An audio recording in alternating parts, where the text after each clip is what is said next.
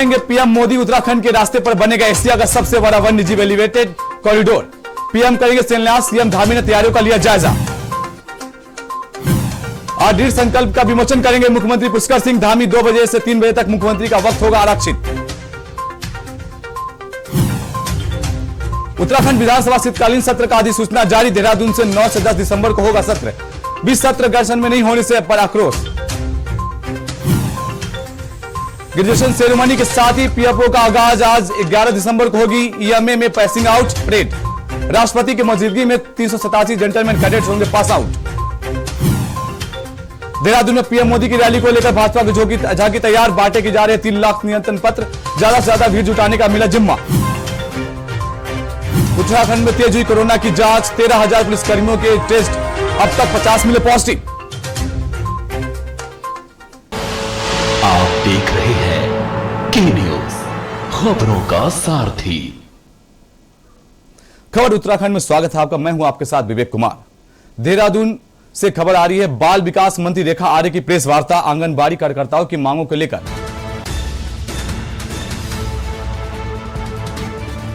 आंगनबाड़ी कार्यकर्ताओं का मांग को लेकर हो रहा था आंदोलन। मुख्यमंत्री धामी ने उनकी मांगों को माना है, उनका ध्यान रखा है। ये रेखा आर्य का बयान है। 6 दिसंबर में बन्नू स्कूल में कार्यक्रम का होगा आयोजन। मुख्यमंत्री का भी किया जाएगा कार्यक्रम में धन्यवाद। कार्यक्रम में प्रदेश भर की महिलाओं का कार्यक्रम में होगा स्वागत। कार्यक्रम में 2 घोषणाएं करेंगे मुख्यमंत्री पुष्कर सिंह धामी। एक कुमाऊं और एक गढ़वाल मंडल के लिए करेंगे घोषणाएं। बाल विकास मंत्री रेखा आर्य की प्रेस वार्ता। आंगनबाड़ी कार्यकर्ताओं की मांगों को लेकर हो रहा था आंदोलन। मुख्यमंत्री धामी ने उनकी मांगों को माना है, उनका धन्यवाद। 6 दिसंबर में बन्नू स्कूल में कार्यक्रम का आयोजन होगा। मुख्यमंत्री का भी किया जाएगा कार्यक्रम में धन्यवाद। कार्यक्रम में प्रदेश भर की महिलाओं का होगा स्वागत। कार्यक्रम में 2 घोषणाएं करेंगे मुख्यमंत्री पुष्कर सिंह धामी। एक कुमाऊं और एक गढ़वाल मंडल के लिए करेंगे घोषणाएं। बाल विकास मंत्री रेखा आर्य की प्रेस वार्ता।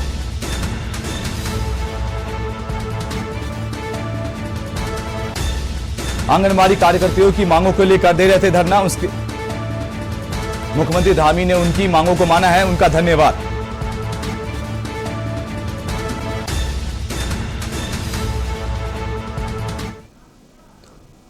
खबर रुद्रप्रयाग से है। जिले के ऊंचाई वाले इलाकों में 2 दिनों से बर्फबारी जारी।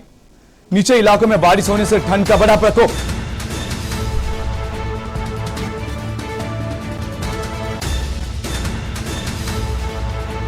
लोग घरों में दुबकने को मजबूर।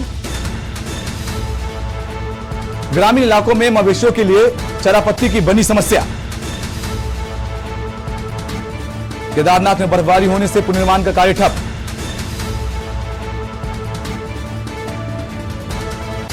जिले के ऊंचाई वाले इलाकों में 2 दिनों से बर्फबारी। निचले इलाकों में बारिश होने की ठंड का बढ़ा प्रकोप। लोग घरों में दुबकने को मजबूर। जिले के ऊंचाई वाले इलाकों में 2 दिनों से बर्फबारी जारी। निचले इलाकों में बारिश होने की ठंड का बढ़ा प्रकोप।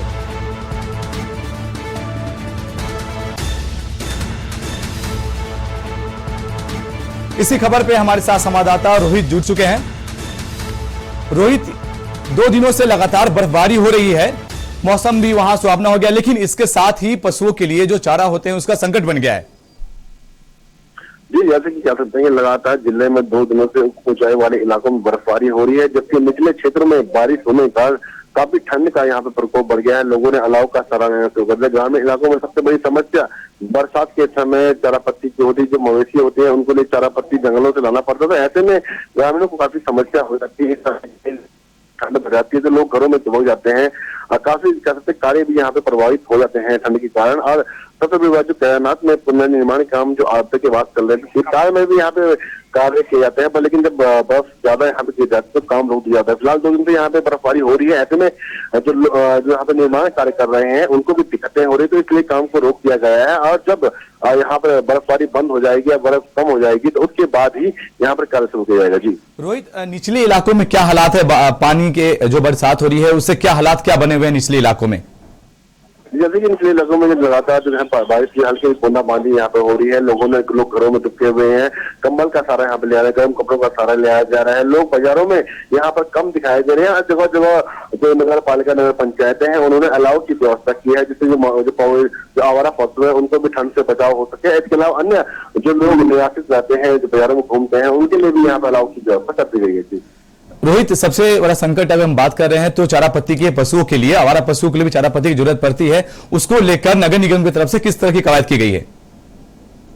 ये जरूरत है। जिले की बात करें तो ग्रामीण इलाकों में चारा पत्ती की समस्या होती है, जबकि शहरी इलाकों में कोई भी यहाँ पे चारा पत्ती के लिए कोई ऐसी व्यवस्था नहीं है अभी जिला प्रशासन की ओर से जो लोगों को दी जाए। तो ग्रामीण इलाकों की हम बात करेंगे तो वहाँ पर जो चारा पत्ती के लिए जो है लोगों को दूर दूर जाना पड़ता है, तो बरसात जैसे ही कम होती है लोग फिर भी निकल जाते हैं और ग्रामीण किसी तरह। शुक्रिया रोहित, शुक्रिया आपका ये पूरी जानकारी साझा करने के लिए हमसे। तो रुद्रप्रयाग के ऊंचे वाले इलाकों में 2 दिनों से बर्फबारी जारी है।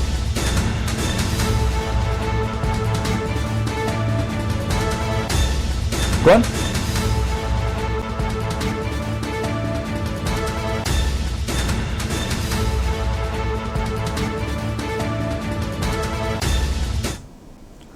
रानीखेत से दिनेश मोहनिया क्या कुछ कह रहे हैं, सुनाते हैं आपको। इस बार माफी दे दो, इस बार काम नहीं कर पाया, अब की बार काम करो, अब की बार वोट दे दो।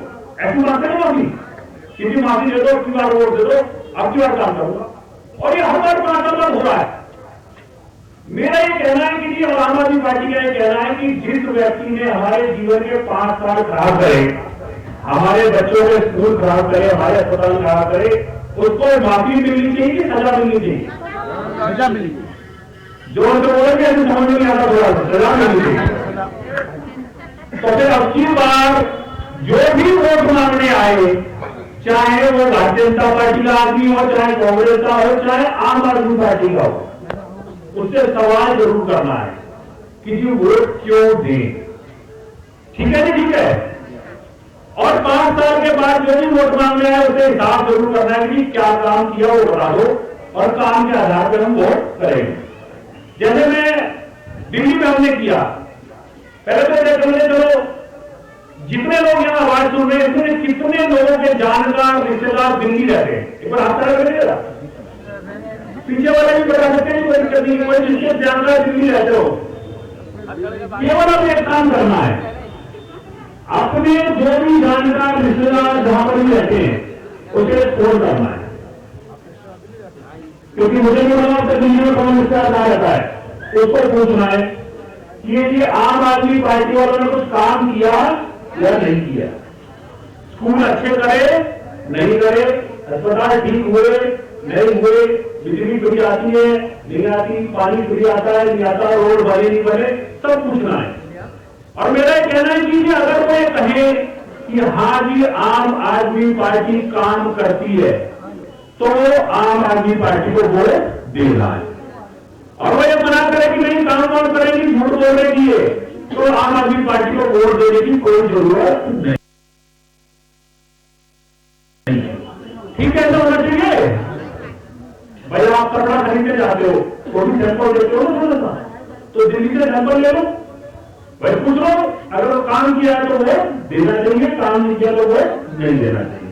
जैसे मैं अपना उदाहरण देता हूं, मैं 2013 में पहली बार चुनाव लड़ा, मैं कोई राजनीतिक परिवार से नहीं आता जी, छोटा सा एक काम करता था, पार्टी ने मौका दिया, चुनाव लड़ा 2013 में, 700 वोटों से चुनाव जीत गया, केवल 700 वोटों से उन्होंने भरोसा किया। लेकिन 49 दिन की सरकार थी, सरकार गिर गई, काम नहीं कर पाए, 49 दिन में वैसे ही कोई काम नहीं होता, सरकार गिर गई। 2015 का चुनाव आया, लोगों के बीच में गए, लोगों ने कहा कि जी वोट दे दो, भरोसा करो, काम करेंगे। लोगों ने भरोसा किया, 42,000 वोटों से दूसरी बार 2015 में मेरे को विधायक बनाया। उसके बाद तो कोई मौका नहीं था कि काम करना शुरू किया, जो कोई जैसे आपके यहाँ गांव होते हैं तो हमारे ब्लॉक होते हैं छोटे छोटे शहरों में, ये block B block C block है, तो एक ब्लॉक के लोग आए भाई साहब पानी की जो समस्या है, मैंने कहा ये लोग कर दिया, फिर बोला जी रोड की समस्या है, ये लोग कर दिया, फिर बोला जी अस्पताल की समस्या है, ये लोग कर दिया, मोहल्ला क्लिनिक खोले, स्कूल खोले, पानी कर दिया, बिजली कर दी, रोड पानी जो जो कर सकते हैं सब कुछ कर दिया। और जब 2020 का चुनाव आया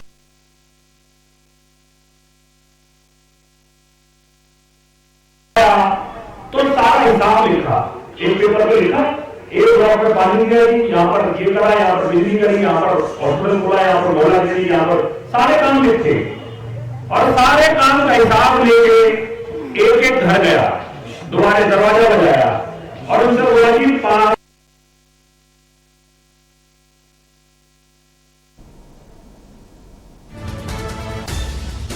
विजय शंखनाथ यादव में दिनेश मोहनिया, आप प्रदेश प्रभारी हैं।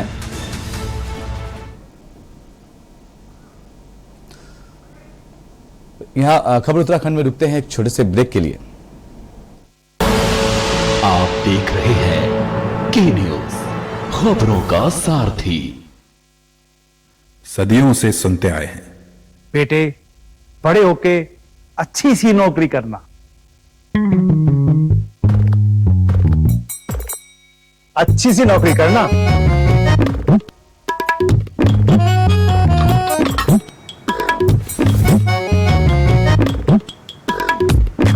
अच्छी सी नौकरी करना।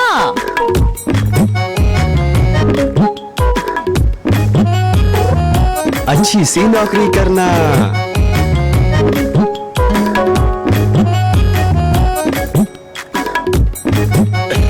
अच्छी सी नौकरी करना।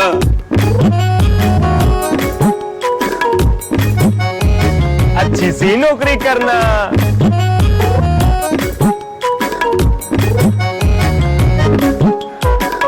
अच्छी सी नौकरी करना।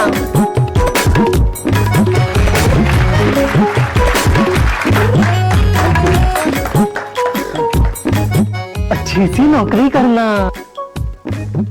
अगर सब अच्छी नौकरी करने वाले बनेंगे तो नौकरी देगा कौन?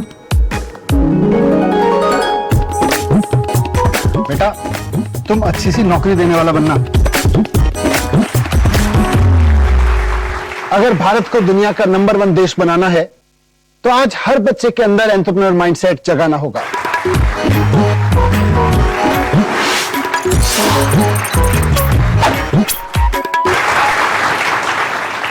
बिजनेस ब्लास्टर्स हमारी एक पहल है जो बच्चों को सिखा रही है कि उन्हें नौकरी ढूंढने वाला नहीं, नौकरी देने वाला बनना है।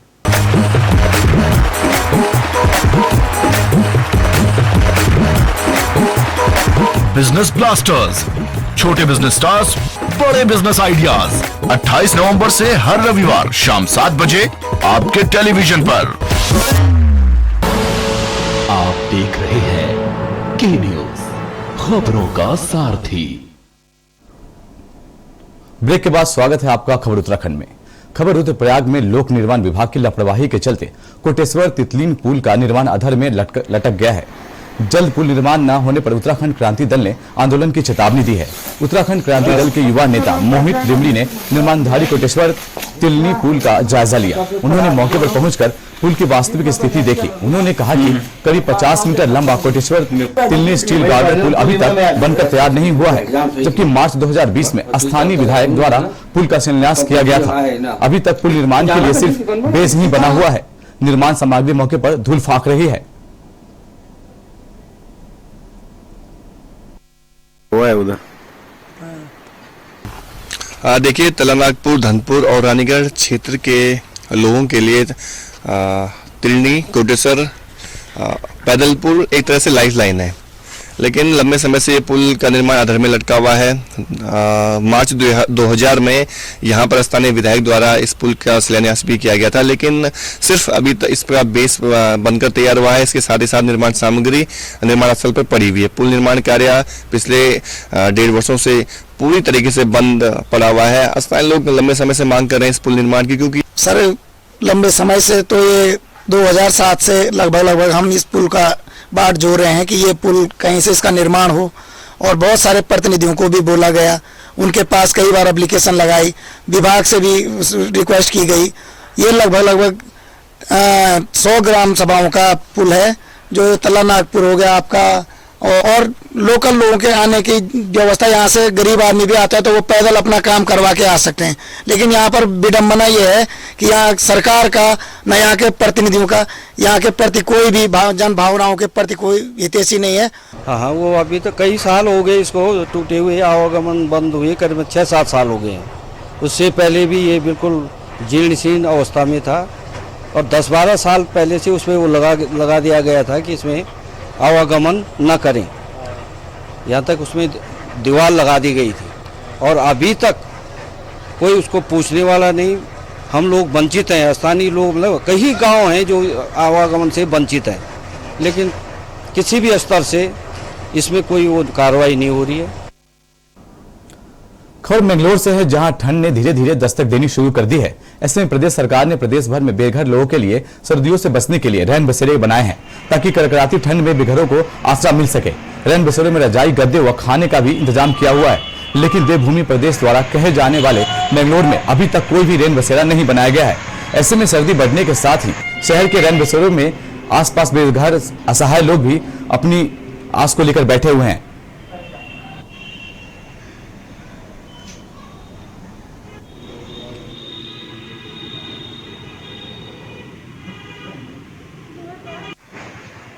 सर्दियों का मौसम आ चुका है, जहां एक और लोग सर्दी से बचाव के लिए महंगे महंगे उपकरण खरीदते हैं ताकि सर्दी को दूर किया जा सके। लेकिन कुछ ऐसे बेसहारा लोग भी हैं जो कि सर्दी से बचाव नहीं कर पाते और जमीन पर लेटकर ही अपनी सर्दी की रात व्यतीत करते हैं। इस वक्त हम मंगलोर में खड़े हैं।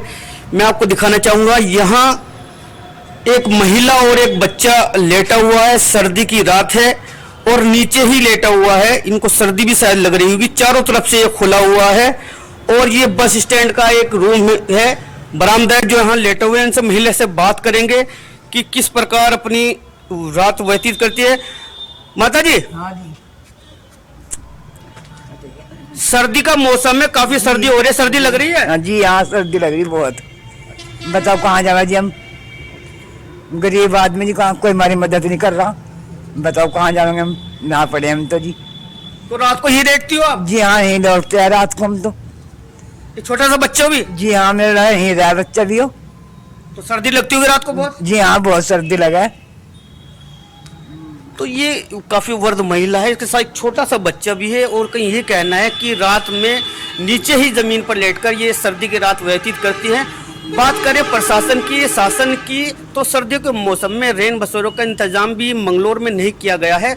बाहर से आने वाले यात्री यदि ठहराव करना चाहते हैं तो यहाँ कोई भी इंतजाम नहीं किया गया है। और ये जो महिला है, सर्दी की जो रात है, काफी सर्दी है, यही नीचे जमीन पर ही लेटकर अपनी रात व्यतीत करती है और देखकर भी इनको डर लग रहा है किस प्रकार ये रात व्यतीत करती होगी। लेकिन जिम्मेदार विभाग अभी तक इस ओर कुछ भी ध्यान नहीं दे रहा है। के न्यूज़ के लिए अकील अहमद, मंगलोर। रुकते यहाँ एक छोटे से ब्रेक के लिए। आप देख रहे हैं के न्यूज़, खबरों का सारथी। अरे भगवान, क्या निहार रही हो? कुछ नहीं जी, सोच रही हूँ कि आज हम भी इस लायक हुए कि अपनी बेटी को अच्छे से विदा कर पाए। वरना मैं तो सोचती थी अपनी छोटी सी किसानी भी कर्ज के बोझ के तले दबी हुई है। कहाँ हम अपनी बिटिया को कुछ दे पाते। सच कह रही हो, वो तो भला हो सरकार की ईमानदार सोच का, जिसकी वजह से हमारे जैसे न जाने कितने किसानों का कर्जा माफ हो गया और पीएम किसान योजना से मिलने वाले पैसों की वजह से खाद पानी के लिए दोबारा किसी साहूकार से कर्जा नहीं लेना पड़ा। इसीलिए आज इज्जत से सर उठाकर जी पा रहे हैं। हाँ।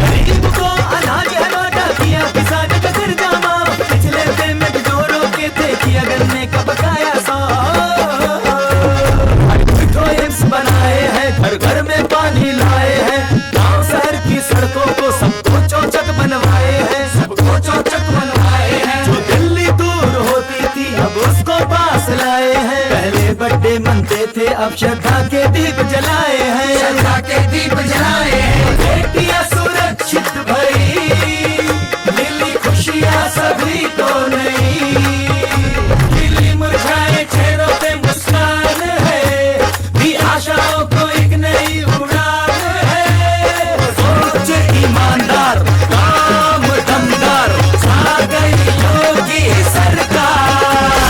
सोच ईमानदार, काम दमदार। जुबान के लिए उड़ चला गैरों की जमीन पर, खुशबू अपने पन की ढूंढता। दूर कितना भी जाओ, इस जुबान से दूर ना जा पाओगे। रुमल, बोलो जुबान केसरी। आप देख रहे हैं के न्यूज, खबरों का सारथी। ब्रेक के बाद स्वागत है आपका खबर उत्तराखंड में। विकास नगर के त्यूनी तहसील अंतर्गत चकराता ब्लॉक की अटकाल ग्राम पंचायत का है, जहां इस ग्राम पंचायत के फैनी क्षेत्र के करीब 19 परिवारों के लिए जल जीवन मिशन के तहत पेयजल के लिए एक योजना प्रस्तावित है। करीब 26 लाख रुपए की लागत से बनने वाली इस योजना का जिम्मा पेयजल निगम के पास है, जिसमें गांव के पास स्थित प्राकृतिक स्रोत से आने वाले पानी को वाटर टैंक में एकत्र कर पाइपलाइन के जरिए ग्रामीणों के घर तक शुद्ध पेयजल को पहुंचाया जा सके। मगर ग्रामीणों के विरोध के चलते प्रस्तावित यह योजना पिछले 1 साल से अधिक समय से लंबित पड़ी है। ग्रामीणों का कहना है कि संबंधित विभाग मनमाने ढंग से चहेतों को लाभ पहुंचाने और सरकारी धान की बंदर बांट करने के मकसद से इस योजना को गांव में थोपना चाहता है। वहीं दूसरी ओर विभागीय अधिकारी सोहित बर्नवाल का कहना है कि पूर्व में संचालित योजना का टैंक पुराना और गंदा हो चुका है, जिसकी जगह नया टैंक बनाकर पाइपलाइन के जरिए ग्रामीणों के घर तक शुद्ध पेयजल पहुंचाया जाना है, जिसके लिए विभाग नियमानुसार टेंडर आवंटित भी कर चुका है। लेकिन यहाँ कुछ ग्रामीण इसका विरोध कर रहे हैं। वहीं कुछ ग्रामीणों का कहना है कि जिसके चलते गांव में योजना पर विवाद जारी है। उच्च अधिकारियों के निर्देश पर जांच की जाएगी। ग्राम फैनिच के यह सार्वजनिक क्षेत्र में जो भ्रष्टाचार के संबंध में हमारा रिपेयरिंग के नाम पे मरम्मत, तो उसमें काफी विवाद को देखते हुए प्रशासन की ओर से एसडीएम साहब को भेजा गया था जांच के लिए, जिसमें मुझे भी बुलाया गया था। उस संदर्भ में मैं भी आया हूँ। ग्रामीणों का कहना है कि यहाँ पर्याप्त मात्रा में पानी आ रहा है, जबकि विभाग और ठेकेदार जबरदस्ती योजना ग्रामीणों को थोप रहा है। इसमें तो 1 साल से तो ये इसी चीज के लिए विवाद है कि यहाँ पे पानी आ रहा है, पानी कहाँ से आ रहा है, इसी की जांच के लिए एसडीएम साहब को कहा गया है। हाँ जी, देखिए हम आज फैडीज गांव में आए थे, जहाँ पर जल जीवन मिशन के तहत जो पेयजल योजना बननी है उसके तहत विवाद चल रहा है। तो आज यहाँ पर आकर पूरी गांव वालों को बुलाया गया, उनके साथ बैठक की गई है। तो आज वो हम अभी दोनों पक्षों के साथ बैठक हमने की है। पूरे गांव के जो भी गांव के लोग हैं उनको बुलाया गया, साथ में विभाग के लोग भी थे। तो उसमें जो भी हम विभाग के साथ मिलकर जो भी विचार विमर्श होगा और गांव वालों का हित को देखते हुए उसमें खबर उत्तरकाशी से है, जहां यमुना व वन प्रभाग अंतर्गत कालसी ख्याली खिमोत्रा मोटर मार्ग के भुगतान के संबंध में ज्ञापन दिया और डीएफओ दफ्तर के सामने ठेकेदार बैठ गए, जिसमें ठेकेदार ने कहा कि मोटर मार्ग में अप्रैल 2020 में कार्य पूर्ण कर दिया था, जिसका अब तक भुगतान नहीं किया गया है, जिससे सभी ठेकेदारों की आर्थिक स्थिति खराब हो रही है। ठेकेदारों ने चेतावनी देते हुए कहा कि अगर समय पर उनका भुगतान नहीं किया गया तो वह अमरण अनशन को मजबूर होंगे। ठेकेदार ने कहा कि वे भूख हड़ताल के लिए भी बाध्य होंगे।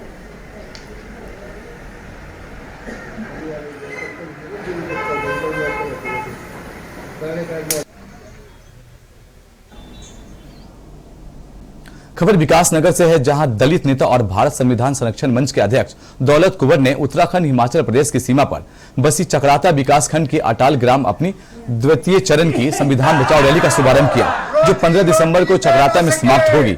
वहीं दूसरी ओर उन्होंने इस रैली को शुरू करने से पहले फैनीज गांव की विविध पेयजल योजना को निरस्त करने की मांग की है।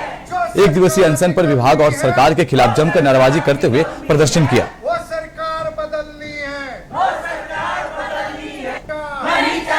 पर 1 दिवसीय उपवास पर हम लोग बैठे हैं और कितना बड़ा विडंबना है इस उत्तराखंड के चकराता विधानसभा की कि जो चीज चाहिए नहीं वो चीज जबरदस्ती दे रही है सरकार, और सरकार के मंत्री निरस्त कर रहे हैं पेयजल योजना को। उसके बावजूद भी यहाँ पर कुछ ऐसे लोग हैं बैठे हुए जो केवल जौनसार बावर को बर्बाद करना चाहते हैं, पैसे बर्बाद करना चाहते हैं। खबर लालकुआं से है, जहां आम आदमी पार्टी के प्रदेश प्रभारी दिनेश मोहनिया लालकुआं पहुंचे, जहां आप कार्यकर्ताओं ने उनका जोरदार स्वागत किया। इस दौरान आम आदमी पार्टी के प्रदेश प्रभारी दिनेश मोहनिया के नेतृत्व में विशाल रैली निकाली गई, जिसके बाद घोड़ानाल पहुंचकर एक जनसभा का आयोजन किया गया। वहीं दिनेश मोहनिया ने जनसंवाद करते हुए दिल्ली में आपकी सरकार की उपलब्धियां गिनाई और उनसे उत्तराखंड में आम आदमी पार्टी को मजबूत करने की बात कही।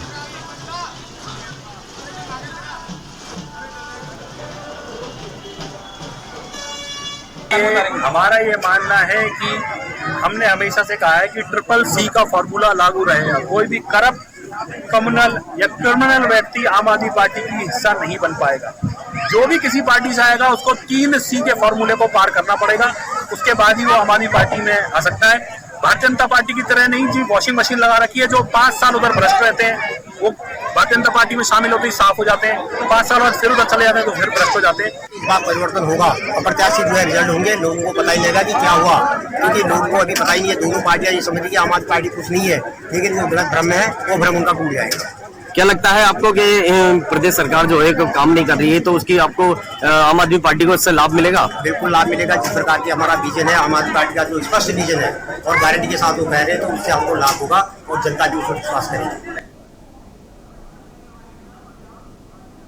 फिलहाल खबरें उत्तराखंड में इतना ही। आगे की खबरों के लिए बने रहिए के न्यूज इंडिया में।